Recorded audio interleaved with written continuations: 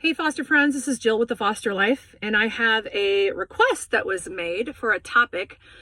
We have some folks who are going through some struggles right now in their foster journey, and they want to know the answer to this.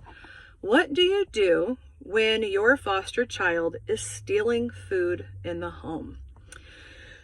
So you're going to get the truth. You're going to get the real raw answer here. And so a couple of things I want to share with you. I've been down this road before, actually been down this road several times over the years, in my 10 plus years of fostering 32 kids. And so first of all, let me tell you, this is a food security issue. Okay. It's also an issue because you have children coming into your home who don't know you and they don't know if you're going to feed them. So there are trust issues there. We also have issues where the kids are worried about their parents eating. I've had children who have hoarded food, and I didn't know about it. They've hoarded food, and they were taking it to mama, okay, because they wanted to make sure mama was eating. So here's the real raw truth. I hate the word stealing food. Now, I hate the phrase stealing food. If children in your home, and guys, I'll tell you too, I'm really getting away from saying foster child. I don't like it. I think it's labeling.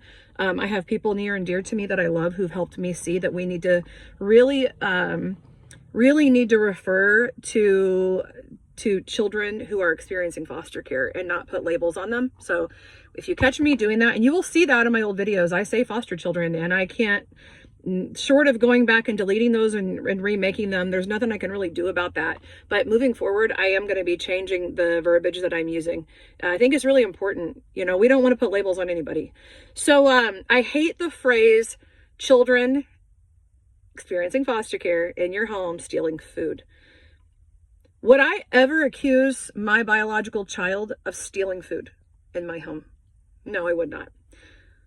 Would anyone in my home accuse me of stealing food when I'm hiding in the pantry eating the secret Oreos that no one knows about, right? No, they would not. So why do we hear so often the phrase that children who are experiencing foster care are stealing food? How can you steal food that is in the home where you live, the food that is meant for you? Okay, so number one, I'm going to ask you to spin and flip the language that you're using. Hoarding and hiding food is much better terminology, and we can clinically deal with that. We can clinically address that, and we can emotionally address that. So here we go. Here are some quick strategies, and then we're going to be done today, and hopefully this will help you out. So get to the root, ask questions without shame. No shaming. Do not shame that child. Just like you don't need to be shamed for the times when you're eating. Okay, or when you're binging or whatever it is you're doing. And don't act like we don't, because you know what? That's a coping strategy. And that's what is going on with this child. This child is completely out of their element. So a couple strategies. Number one, you should always have food that is accessible anytime. If you lock your pantries and you lock your refrigerators, come on now, guys. No, we don't do that. Okay, have a food that's easily accessible and can be eaten anytime. Fruit, granola bars, cheese sticks, things that are healthy, and we want to really lean more on the protein-based snacks, because we know that the protein-based snacks are what really help curb any emotional behaviors, things like that. Like if your child is eating every 2 hours a little bit of something, you're going to see a lot less behaviors.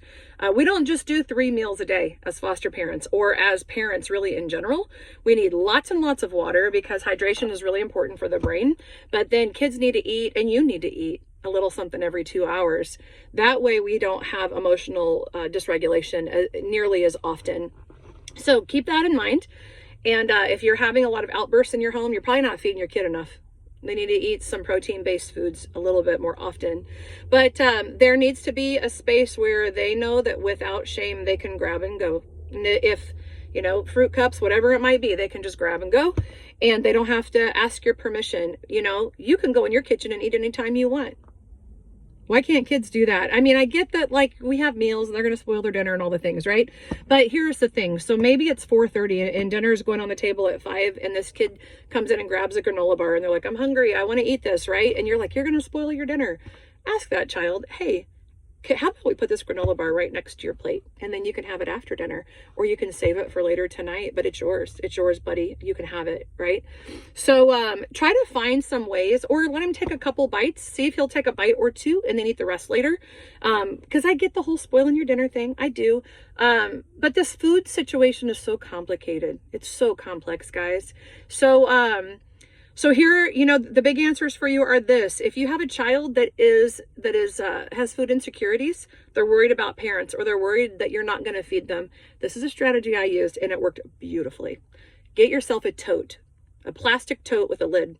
Put canned goods in that tote, not things that rodents or dogs or anything can get into, canned goods. Put the lid on it. Tell that child that is theirs. They never have to worry about being hungry. There will always be food.